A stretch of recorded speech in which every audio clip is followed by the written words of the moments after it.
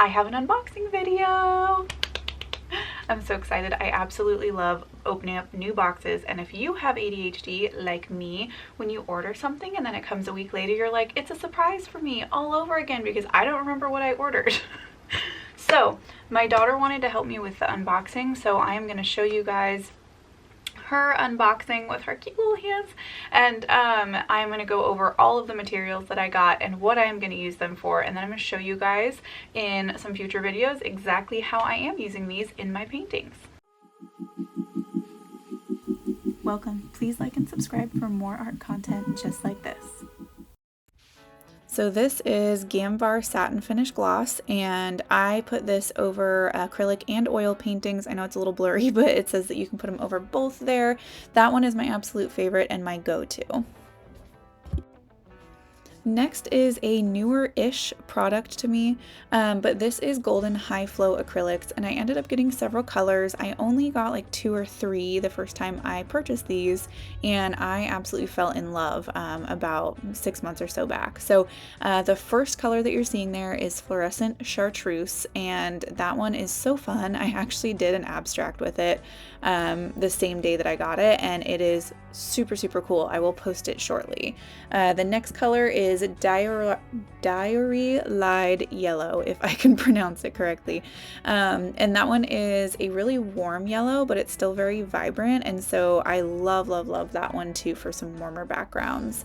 The third color she's pulling out is Light Phthalo Green, and it's more of kind of a turquoisey, like a light turquoise color, but it's really beautiful, and it actually pops out of the background. I used it with the Fluorescent Chartreuse in this last abstract that I did, and it was really fun and quirky and bright, but it was cohesive at the same time.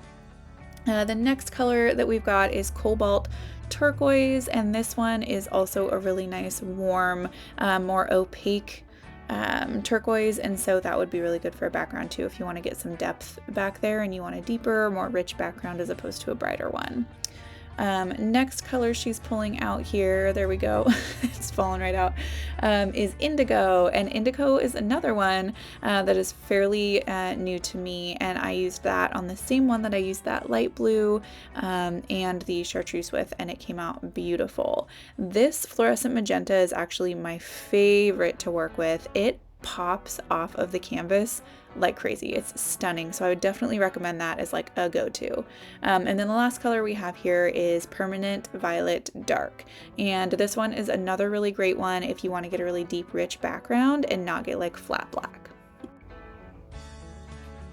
Then I let her play in the paper just a little bit because it was fun. And then this next one that we're pulling out here is just an acrylic paint.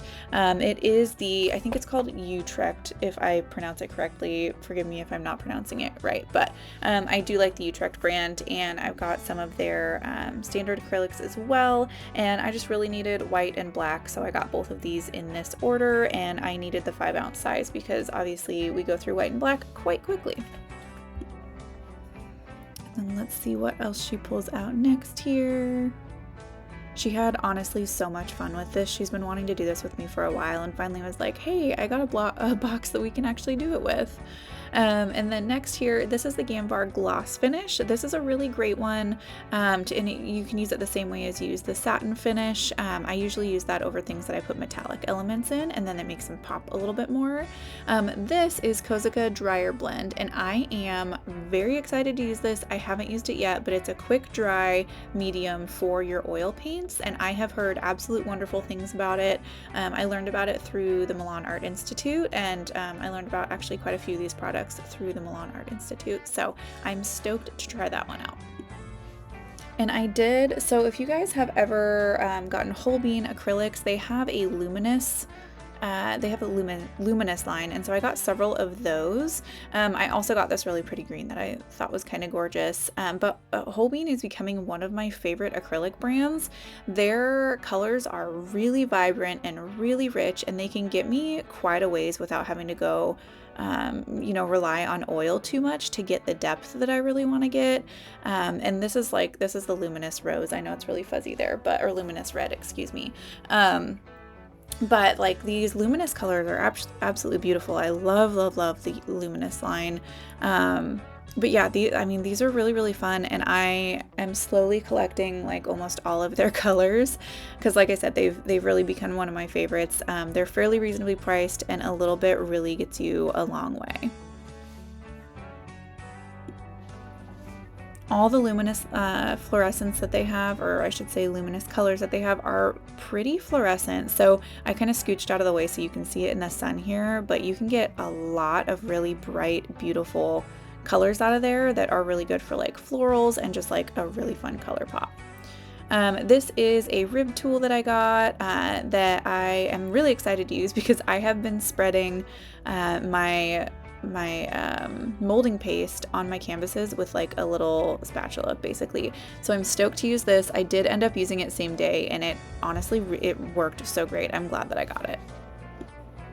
Next we have the Posca markers. I love Posca markers. I add them at the very end of my paintings for just like a little quirky like texture finish, you know, or I sign my name with them on my paintings. But I got several colors this time because in the past I have only bought just the packs of them, and so you have like, you know, 8 cohesive colors, and I really needed some variety. And these guys I think are like $3 to $4 each, so they're really not that much of an investment, and they last for a very long time. And again, they have really rich colors. They're acrylic markers, so their colors are, I mean, they're very opaque and they are beautiful, and they really help your painting pop, just like I said at the tail end. Another way that I use these markers is in my backgrounds.